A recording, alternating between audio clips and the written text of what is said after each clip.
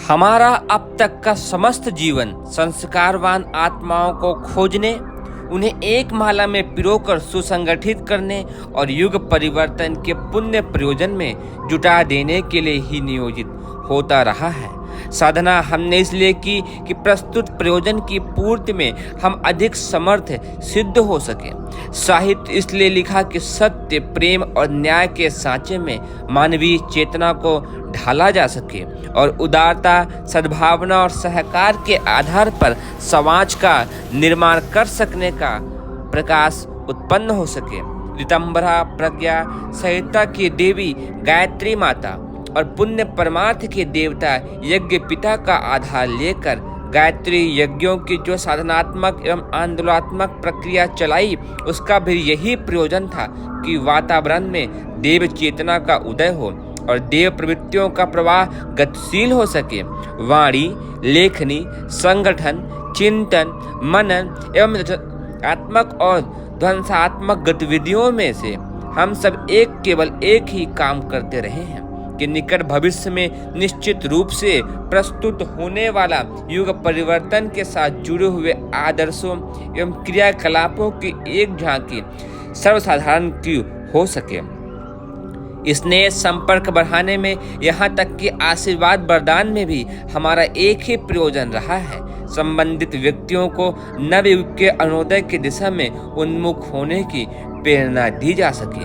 कोई हमें ठीक तरह जानना चाहता हो तो हमें उसे उतना ही जानना चाहिए कि नवयुग की चेतना का उदय निकट है।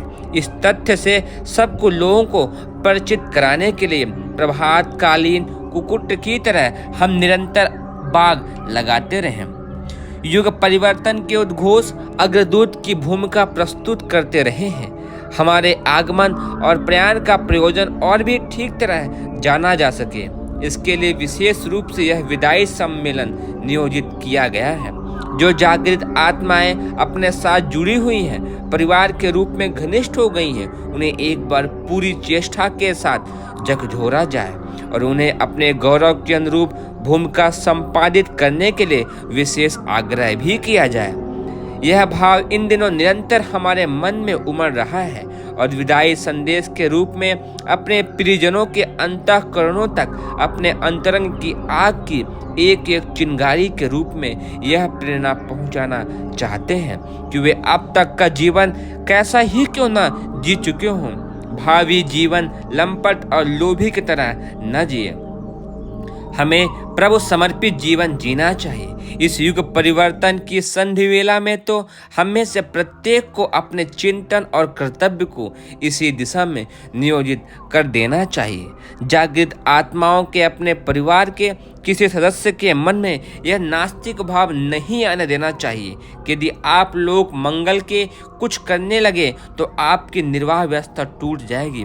विश्वास रखा जाए जो ईश्वर स्वार्थियों, पापियों, निंदकों और नास्तिकों का भी पेट भरता है, वह उसी कार्य में संलग्न आस्थावानों को भूखा नंगा क्यों रहने देगा। आकाश पाताल छूने वाली तृष्णा की पूर्ति तो कौन कर सकता है, पर निर्वाह सुनिश्चित है।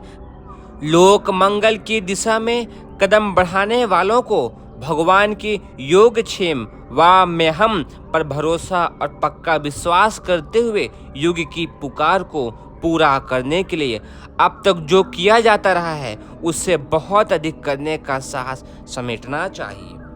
हमारे भावी एकांत साधना एवं उग्र तपश्चर्या के लिए जाने के लिए इस अवसर पर स्वजनों को दुखी होना स्वाभाविक है।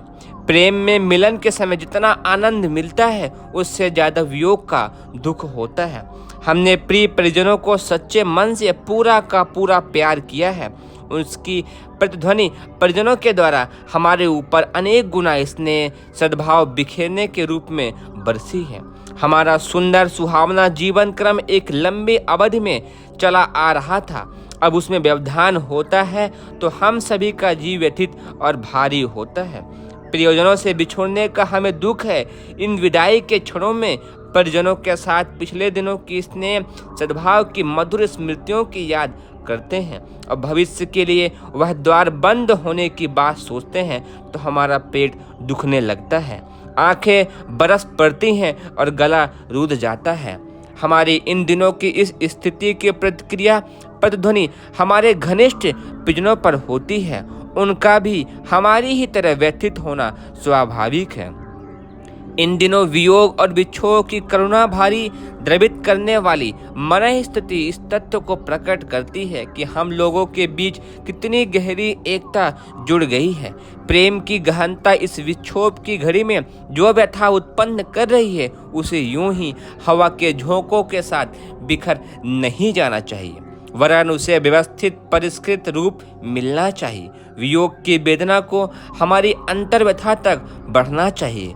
मनुष्य की दुर्बुद्धिग्रस्तता के दुष्परिणामों की बात सोचकर हम जीवन पर बहुत व्यथित रहे हैं और हम निरंतर बिना पानी की मछली और रोम रोम में तीर चुभे घायल की तरह तड़पे हैं।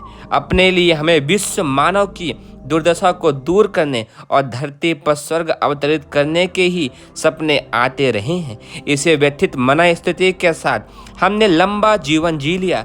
जिन्हें हमारा भी वियोग की सचमुच व्यथा है, उनसे अनुरोध है कि वे हमारी अंतर्व्यथा को समझें और अपने अंतरंग में हमारी भाव व्यथा को भी स्थान दे सकें, तो उनकी वियोग व्यथा को और अधिक महत्व दिया जा सकेगा और हमारे प्रति उनके मत को और भी अधिक गहरा एवं सच्चा माना जा सकेगा।